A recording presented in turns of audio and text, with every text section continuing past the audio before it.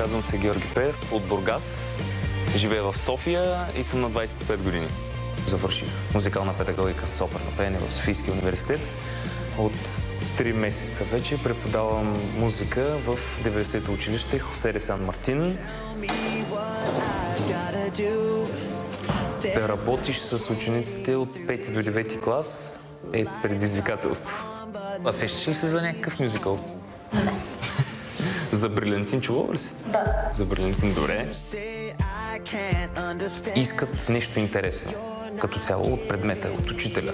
То аз в часовете им пея, правя им препратки към нещо друго, нещо интересно, което е близо до тях. Те ме чувстват като по-големия си брат. Ще ме гледате ли в Гласа на България? Да! Благодаря. Сигурен съм, че класовете, на които преподава Георги, го гледат в Гласът на България. Здравей, честит Гергьов ден на Патерица. Вчера беше голям празник. Ти продължаваш ли там да преподаваш 90-то училище? Продължавам да преподавам. Не е ли малко странно един млад човек наистина да избере тази професия? Много често говорим за липсата на млади кадри, именно като учители, но пък като учител по музика вече е съвсем необичайно. Да, ами често ми го задават този въпрос. Младите хора много не искат да ходят, да преподават в училище, защото до някаква степен, нали, ако си говорим честно, някой ги притеснява дали заплатата им е достатъчно висока, дали е тяхното. В интерес на истината аз... Труд, който се отблагодарява най-малко. Да, да. И не само финансово, като удовлетворение. Като удовлетворение, да. Абсолютно. Ами, честно да кажа, за една година научих доста. Научих много неща, на дисциплина най-вече и на търпение. Защото с децата това е много важно. Ако нямаш търпение, нещата не се получават. Добре, децата казах, че предполагам, че те гледат сега, като влизаш в час, обсъждате ли участието, че продължаваш напред в двубоите? Ами, често ме питат, нямат търпение да ме гледат, нали, следващ път. Което до някаква степен е добре, удовлетворяващо е, те се разчупват, сближаваме се взаимно. Да. Така че... Предполагам, че сега това също ще е повод за коментари, може би днес или следващите дни. Това, че продължаваш в отбора на Камелия. Да, ти лично зарадва ли се от факта, че тя избра теб? Абсолютно. Зарадвах се много. Малко, може би... Имах притеснението, но то може би всеки го има притеснението, защото така вътрешно те държи под напрежение. Нали, когато каза, че избира мен, се зарадвах супер много, така отпуснах се. Камък ти падна от сърцето. Трудна ли е една подобна подготовка, когато ти си конкурент с човека, с когото си на сцената, но трябва и да бъдете екип, да работите заедно, за да постигнете най-добро? Трудно е много, защото, както ти каза, трябва да бъдем и конкуренти, трябва да бъдем и екип, което са двете крайности, но пък трябва да намериш златната среда. Може би успяхме да я намерим. Казахте ли си нещо след това?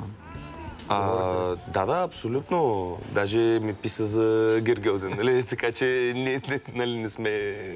Не сме врагове. Не сме врагове. Според мен никой не е враг с другия след такава битка. В крайна сметка сме и колеги в живота. Така че... А при условие, че ти си избрал своя път и с педагогиката, защо реши да участваш на формат, който е свързан с пеенето, с изявата? Дълги години пея и опера, и рок, и общо взето така... Има ли нещо, което наделява? Операта или рока? Ами, може би в един момент операта я бях оставил малко на страна, защото пък с рока и с групата нещата бяха потръгнали и се развиваха доста бързо. Не е ли трудно да имаш рок-група в България? Ами, то всичко е трудно да имаш. Дали ще си оперен певец, ще се занимаваш с това, и трябва да се бориш с това, или ще се бориш с рок-група, няма особена разлика. Всичко е трудно.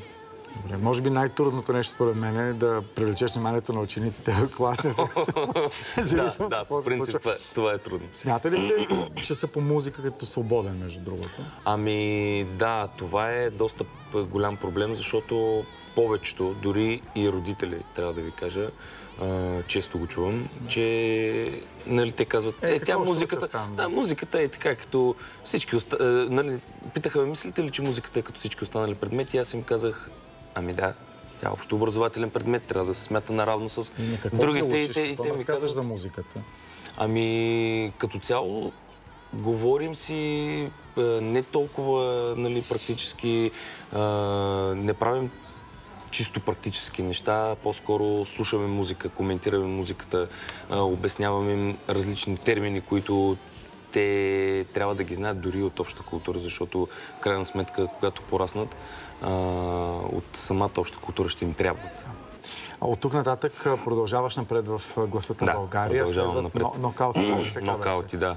Така че още битките предстоят. Независимо от развитието на събитията, продължаваш с музиката. Нали? Продължавам с музиката, разбира се. Не може нищо да ме спре. Аз като цяло не мога да се занимавам с нищо друго, освен това. Добре, пожелаваме ти да имаш успехи и с групата, и с личните си изяви, и с изявите като учител, защото това е важно, за да разберат повече за музиката и за това как тя е повлияла дори на развитието на народите. Или поне е вървяла ръка за ръка с това нещо. Георги Пеев беше наш гост от Гласът на България. Ще го гледате в следващите издания.